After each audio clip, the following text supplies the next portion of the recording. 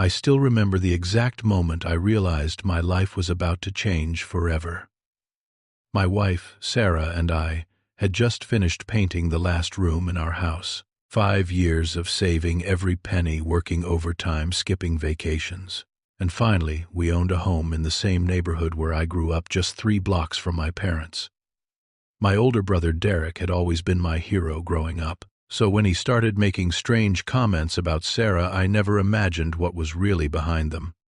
Before we dive into this story, I would love to know where you are watching from today. Drop your location in the comments below. And if you have ever experienced betrayal from someone you trusted, completely hit that like button and subscribe to the channel. What I am about to share changed everything I thought I knew about family loyalty. Stay with me until the end, because the truth I discovered will shock you. My brother Derek is 4 years older than me. Growing up, I looked up to him like he was some kind of superhero. He was the star student, the one my parents always bragged about at family gatherings. Teachers loved him. Girls loved him. Everyone expected Derek to do something incredible with his life. After college, Derek went into real estate sales. He had the charm, the confidence, the smooth talk. For a while, it seemed like he was doing well. Nice apartment downtown, expensive suits, always talking about the big deals he was closing. Meanwhile, I took a different path. I became a construction engineer. Nothing flashy, but steady work and good pay. I was never the golden child, but I was consistent. 6 years ago, I met Sarah at a friend's barbecue. She was working as a nurse at the county hospital, and something about her warmth just drew me in.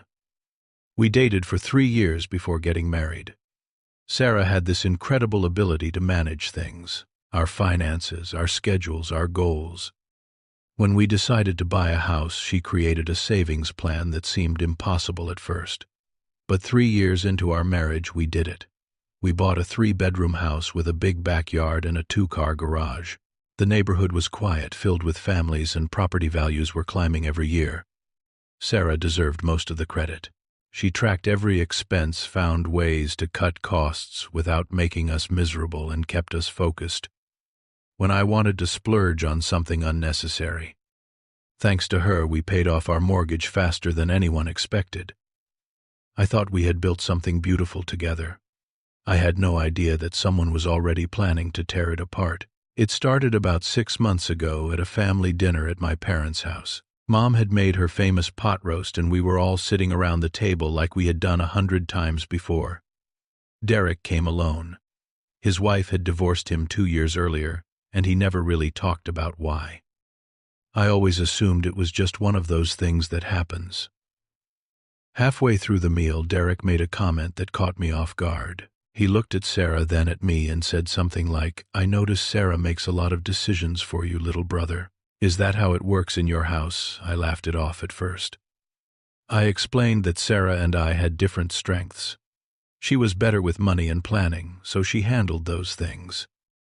I was better with home repairs and outdoor projects, so I handled those. It was teamwork, not control. But Derek did not let it go. He mentioned how Sarah had picked the paint colors for our house without asking me. He pointed out that Sarah had planned our vacation last summer. He even brought up how Sarah managed our bank accounts. Each example on its own seemed harmless, but the way he presented them one after another made it sound like I was some kind of puppet. My parents stayed quiet during this exchange. I noticed my mom glancing at my dad with a worried expression. Sarah smiled politely, but I could see the discomfort in her eyes. She barely spoke for the rest of the dinner. On the drive home, Sarah finally asked me the question that had been bothering her all evening. "Robert, do you think I am controlling? Am I doing something wrong?" I grabbed her hand and told her absolutely not. I explained that Derek was probably just having a rough night, maybe still bitter about his own failed marriage. I told her not to worry about it. I wish I had paid more attention to that moment. I wish I had seen the warning signs for what they really were. A few weeks later, my mom called me on a random Tuesday afternoon. Her voice sounded strange, almost nervous. She asked me if everything was okay at home, if I was happy, if I felt like I could talk to her about anything. I was confused by the questions. I told her everything was great. Sarah and I were doing well, work was good, life was good. Why was she asking? Mom hesitated before answering. She said Derek had been talking to her and Dad. He had shared some concerns about my marriage. According to Derek, Sarah was controlling all our money and would not let me spend anything without her permission. He told them that Sarah had cut me off from my friends and was isolating me from the family. I could not believe what I was hearing. None of it was true.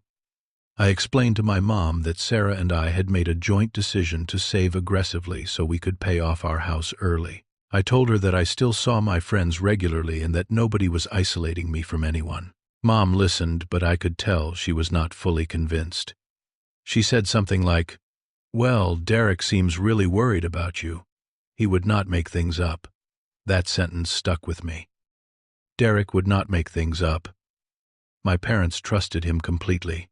He was the firstborn, the successful one, the one who could do no wrong in their eyes.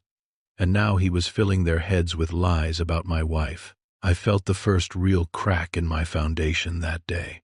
The brother I had admired my whole life was saying things about Sarah that were completely false. And my parents were believing him without even asking me first. Something was very wrong, but I still could not understand why Derek would do this. Over the next few months, Derek's campaign against Sarah intensified in ways I never expected. He started visiting my parents more frequently, always timing his visits for when he knew I would be at work. I only found out about these visits later, pieced together from things my parents accidentally mentioned. The stories Derek told them grew more serious with each visit. He claimed that Sarah checked my phone every night and interrogated me about every text message.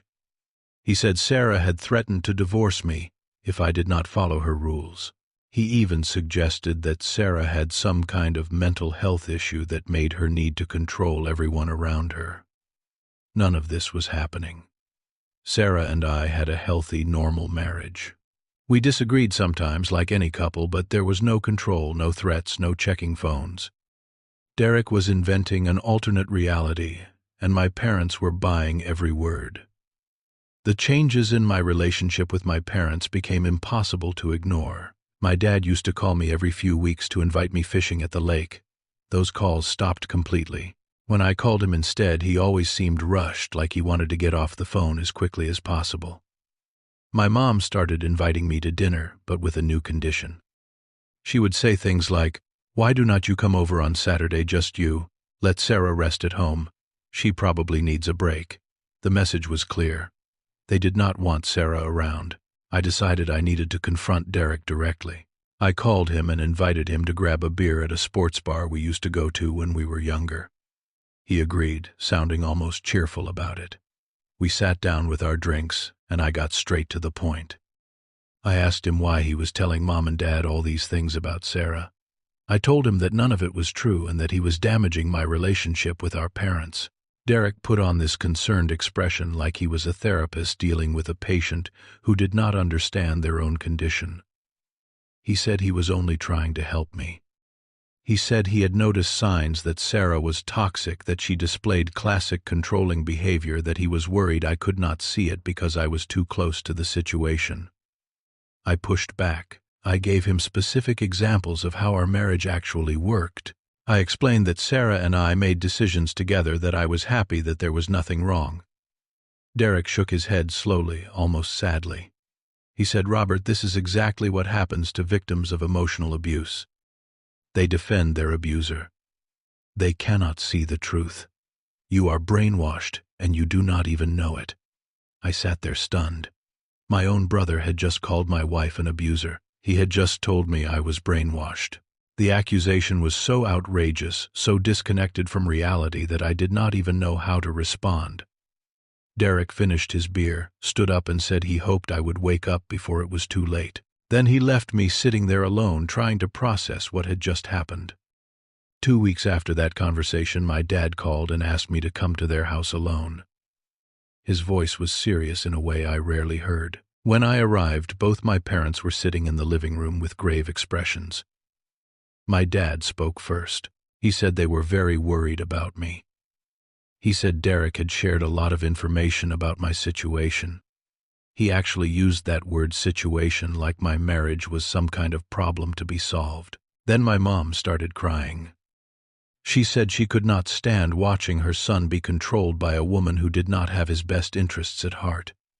She begged me to reconsider my marriage before it was too late. I tried to defend Sarah. I tried to explain that everything Derek had told them was false. But every time I spoke, my dad would interrupt. He kept saying, "Derek is your brother. He has no reason to lie to us. He loves you." I left my parents' house that night feeling more alone than I had ever felt in my life. The two people who raised me, who I thought would always support me, had chosen to believe lies over truth. They had sided with Derek, without ever giving me or Sarah a fair chance to respond. When I got home, Sarah was waiting in the living room. She could see the pain on my face before I said a word. I told her everything, and we held each other and cried together. My wife, this woman who had done nothing but love me and help build our life together, was being painted as a villain by my own family. The isolation continued to worsen. We were not invited to Thanksgiving that year. I found out later that Derek, my parents, and several aunts and uncles had gathered without us. When I asked my mom about it, she made some excuse about not wanting to create awkwardness for Sarah.